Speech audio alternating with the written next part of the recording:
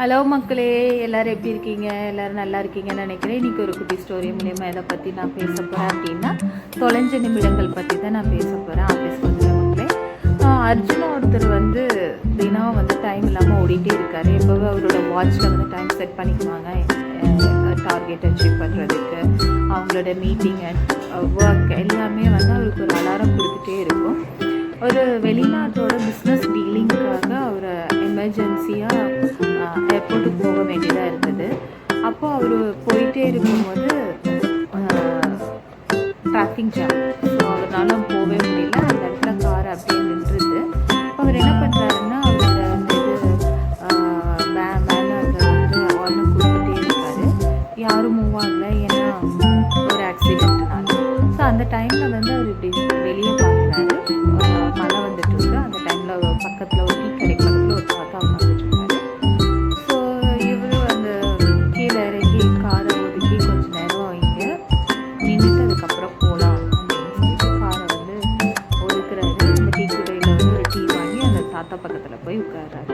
அப்புறம் அந்த தாத்தா வந்து கேட்குறாரு, அந்த பெரியவர் வந்து அவர்கிட்ட கேட்குறாரு, பேர் என்னப்பா? அவர் சொல்கிறாரு, அர்ஜுன் தாத்தா. எங்கப்பா அவசர அவசரமாக ஓடிட்டு இருக்கீங்க அப்படின்னு சொல்லி சொல்லும் போது அவர் வந்து சொல்கிறாரு, இந்த மாதிரி ஒரு இம்பார்ட்டன்ட் டீலிங் எடுக்கணும், கான்ட்ராக்ட் எடுக்கணும், அது வந்து வெளிநாட்டோட கான்ட்ராக்ட் அப்படிங்கிறது வந்து சொல்கிறாரு. அது ரொம்ப இம்பார்ட்டன்ட் இல்லையா அப்படின்னு சொல்லும்போது இப்போ பெரியவர் வந்து சொல்கிறாரு, நிமிஷங்களை வந்து ரசிக்க வந்து கற்றுக்கணும். ஒவ்வொரு நிமிஷமும் வந்து அழகாக வாழறதுக்கு கற்றுக்கணும். ஸோ அப்போ வந்து உங்களுக்கு வாழ்க்கை ரொம்ப இனிமையாக இருக்கும் அப்படின்னு அந்த பெரியவர் வந்து சொல்கிறாரு. அப்போ இவர் வந்து யோசிக்கிறாரு, இவர் ஏதாவது கதை பேசிக்கிட்டே இருப்பார் அப்படிங்கிறது யோசிக்கிறாரு. அப்போ அவர் 10 நிமிஷம் கழிச்சு அந்த இது முடியல, அவரோட அந்த டீலிங்கே அவர் தலையில் போயிட்டே இருக்கு. உடனே சடனாக அவர் பாஸ்கிட்ட இருந்து கால் வருது. கால் வந்து சொல்கிறாங்க, மழைனால அந்த கிளைண்ட்டு வரல, டிலே ஆயிடுச்சு, ஃப்ளைட் டிலே ஆயிடுச்சு, அதனால கிளைண்ட் வரல,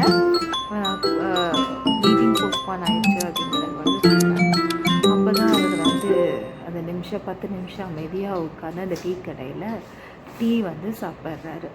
அது அவரோட பிஸி ஷெடியூலுக்கு கடையில் அந்த ஒரு 10 நிமிஷம் அங்கே கிடச்சது. அவர் நிம்மதியாக ஒரு ஃபீல் பண்ணார். அந்த நிமிடத்தை மலையை ரசிச்சுட்டு டீ குடித்தார்.